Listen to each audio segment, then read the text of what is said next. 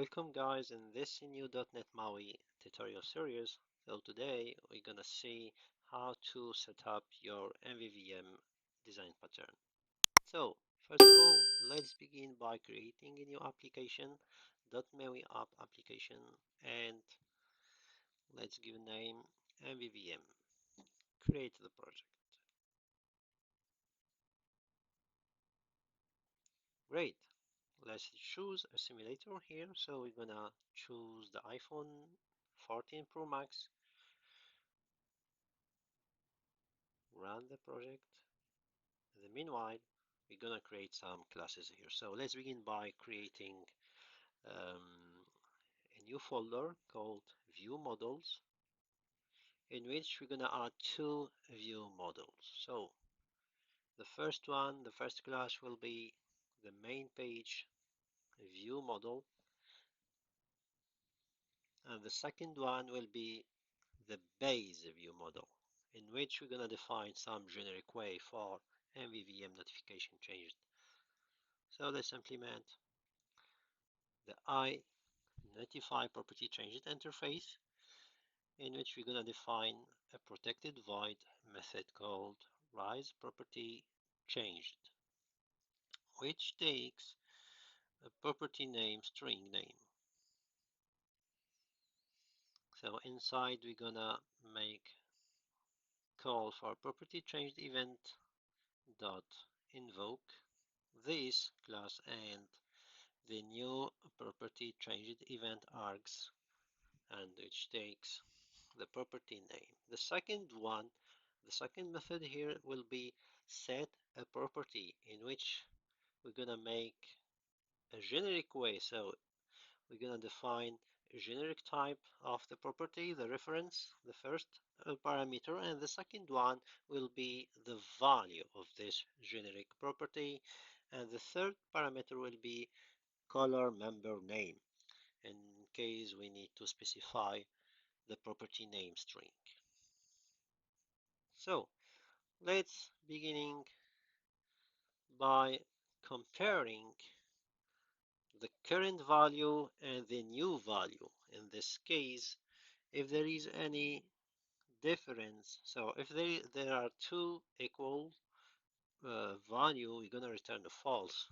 There is no notification update.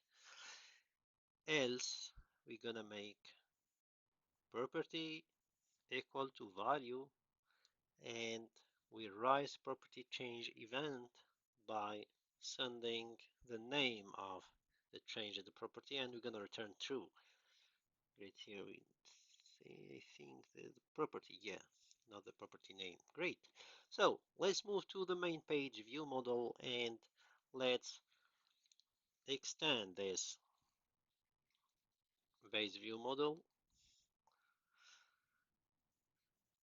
The first thing is to define the count integer property. So we need two property in the classical way, so the private one and the public one, in which the set will be defined to the set property of the reference of the private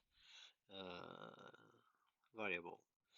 And we need to define some command to increment this count property. So let's add a new command called onClick command. It will be equal to a new command, and we need to define the execute action, which will be, we'll simply call the onClick command. So in the code behind, we need to delete all kind of Microsoft code, and let's move to the Xaml code and make the binding to the new command. We need just to add command property equal to binding to the name of your command. And now we need to show the count in the interface. So let's add a new label. The text will be binded to the count property, and let's make some style here. The font size and the horizontal option will be to center. Great. Before that, we need to make the the binding between the view model and the view. So this kind of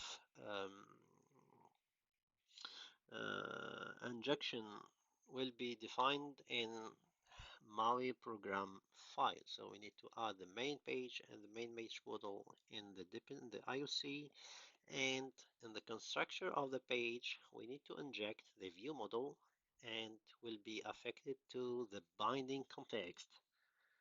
Great, let's run and see. It doesn't work. Great. What's the problem here? Yeah, we need to use the public property here. Let's run and see, and let's click disable the breakpoints. Great, that's worked correctly. Thank you guys for watching this video, and see you in the next one.